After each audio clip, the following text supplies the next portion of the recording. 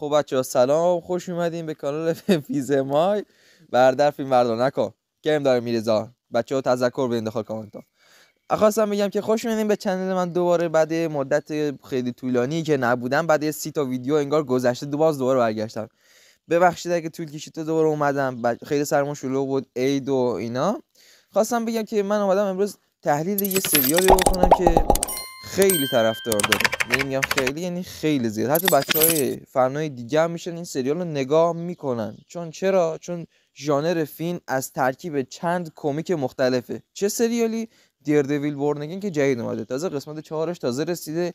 9 قسمت داره و هر هفته که یه قسمت میاد منم به مرور یه قسمت میذارم براتون هر هفته.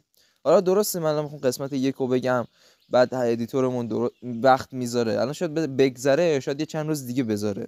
خب میریم سراغ فیلم، کمتر صحبت کنیم. اولا که شخصیت دیردویل خیلی سال داخل کامیک ها هست. اولین بار بن افلک نقشش رو بازی کرده. یعنی بن افلک کیه؟ همون بازیگر بتمن تو دیسی الانمونه. خب حالا اونو جدا، اینو ولش کن، میره کنار. الان شخصیت دیردویل رو چارلی کاکس بازی میکنه، همون مرداک خودمون.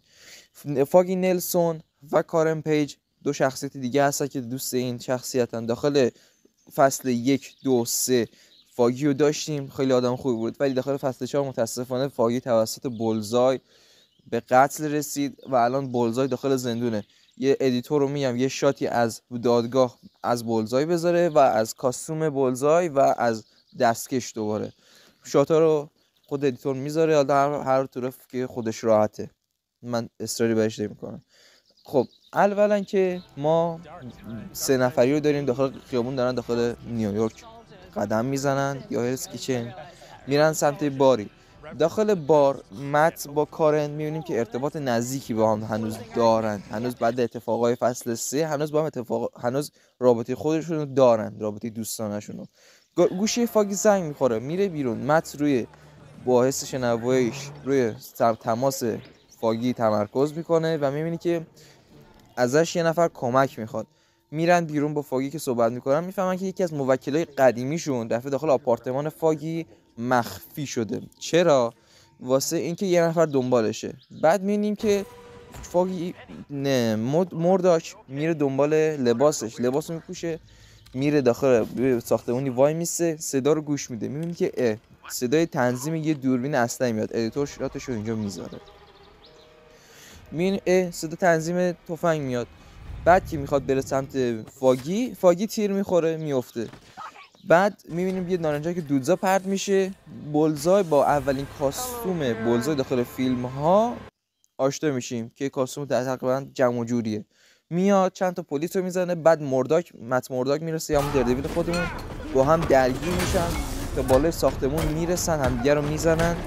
بعدش میبینیم که مت با حس شنواییش داره ضربان قلب فاگیو گوش میده که ضربان قلب چجوری میزنه. حالا به ادیتور میگم یه شاتی هم دوباره ازش بذار، هر وقت که راحتی بذار داشه، هر وقت راحتی. بعدش چیکار داری میکنی؟ کجا داری میای؟ دارم فیلم میگیرم. بچه‌ها این ریورسه، قرار در آینده داخل فیلمو باشه. خیلی کارت زشت بود، ویدیو رو رد کرد مثلا الان.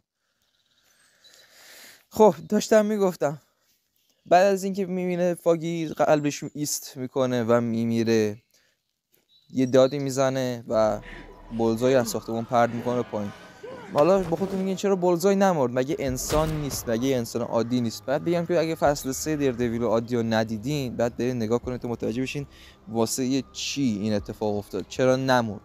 توی فصل 3 کینگ پینگ بولزای بلند میکنه، میزنه به کنج دیوار و ستون فقراتش خورد میشه. بعد عملش میکنن و ستون فقراتش رو با یه آلیاژ فلز هر قسمتش رو تعویض میکنن و بهش قدرت خاص میدن. درسته اون موقع قدرت داشت، مثلا تخصص داشت، ولی اون نسبت به تجربه کارش بود. الان قدرت داره چون ستون فقراتش فلزی شده. بعد از اینکه این اتفاق افتاد، کارن پیج برمیگرده نگاه میکنه، اینه بولزای افتاده. عکس بولزای بذار اینجا. بعد از اینکه میذاره میبینیم بولزای بلند میشه، بعد ویدیو اون تیکه کات میخوره، مت کلاشو از در میاره میندازه از ساختمون پایین که نشون میده دیردویل سقوط کرده. دیگه ما نقش دیردویل رو نداریم و یه یاغی جدید یا یه یه شرور جدید داره میاد، یه سری ابرقهرمانای جدید دارن میان. البته بگم که یه قهرمان جدیدی هم قرار داخل فیلم اضافه بشه، بهش اشاره میشه در آینده. حالا معلوم نیست هاکای باشه، مرد عنکبوتی باشه یا شخصیت‌های دیگه، معلوم نیست، ولی قرار بهش اشاره بشه و داخل فیلم حضور داشته باشه. بعد از اینکه بولزای میفته، کلاه مت کلاشو در میاره میندازه پایین، نشون میده دیردویل سقوط کرد، تموم شد. بعد وایت تایگر میاد، تموم. بقیه‌شو باز اگه خواستین ببینیم بعداً توضیح میدم.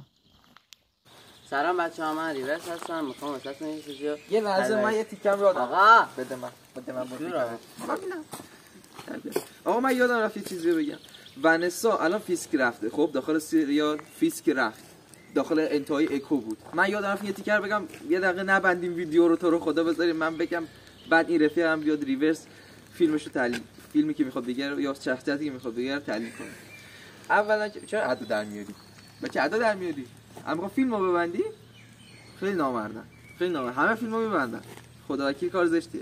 گوش بدین به حرفای ما.